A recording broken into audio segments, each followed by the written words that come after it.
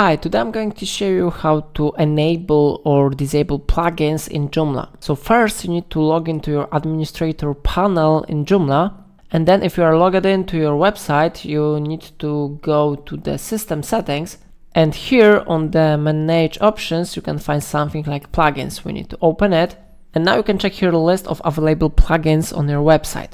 If you would like to disable one from available plugins, you need to click on the icon with the check mark on the left side of the plugin. For example, we have here content contact. If we want to disable it, we need to click on it, and after that plugin will be successfully disabled. If you want to enable the plugin, you need to scroll down and click on the great icon on the left side of the name of this plugin. For example, I want to enable this plugin, so I click on this icon, and how you see plugin has been successfully enabled.